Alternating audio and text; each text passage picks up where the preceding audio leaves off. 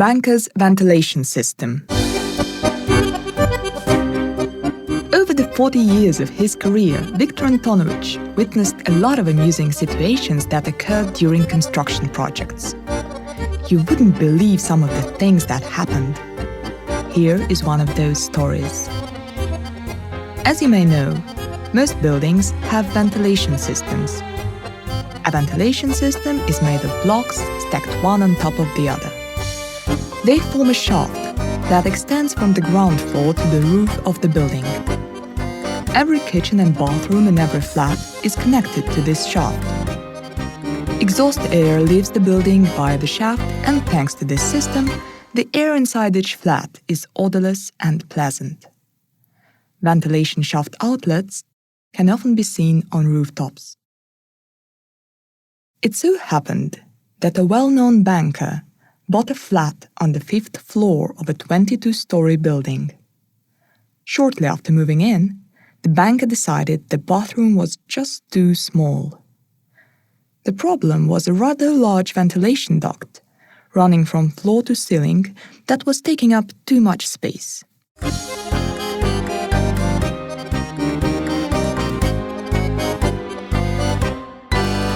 So the banker hired a small construction crew for $600 to remove the duct and fill in the openings on the floor and ceiling with concrete. Afterwards, the crew installed a large cast-iron bathtub. The crew completed the job successfully and went off to spend their well-deserved earnings. And the banker began enjoying the luxury of a nice, hot daily bath.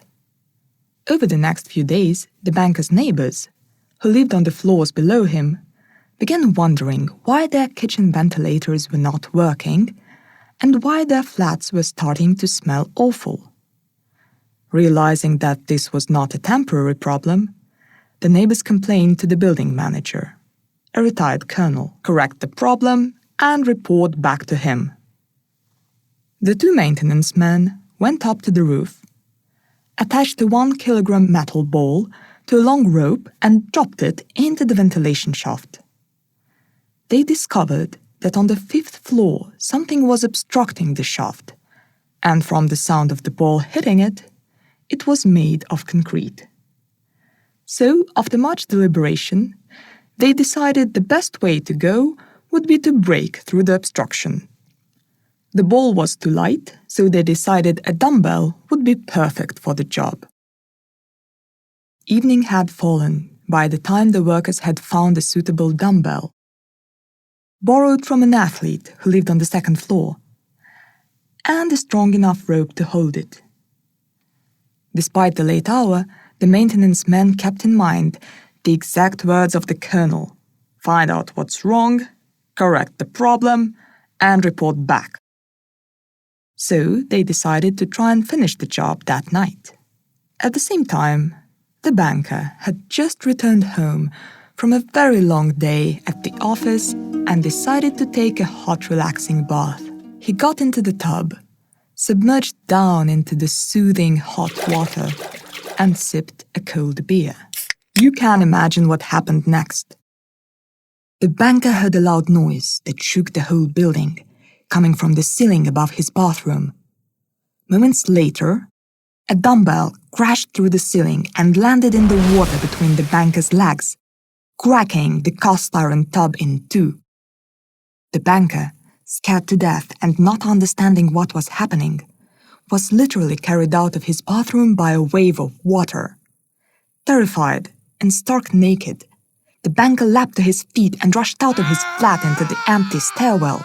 When a young woman who lived next door heard the strange noise, she peeked out of her flat to see what was going on. Upon seeing a naked man running through the stairwell screaming at the top of his lungs, she rushed to the phone. Who did she call? The mental hospital, of course. In the meantime, the men on the roof, realizing that their first attempt didn't make it to the 1st floor, pulled the dumbbell back up and dropped it again. After a number of attempts, they finally achieved success. Happily, they agreed that all obstacles in the ventilation duct had now been removed. Satisfied with the result, the maintenance men collected their equipment and set off to report their success to the colonel. As to the fate of the banker, no one knows. But the tenants and the colonel were satisfied with the results of the repairs and reported that the ventilation system has been working well ever since. Satisfied with the result, the maintenance men collected their equipment and set off to report their success to the colonel. As to the fate of the banker, no one knows. Both the tenants and the colonel were satisfied with the results of the repairs, and report says that the ventilation system has been working well ever since.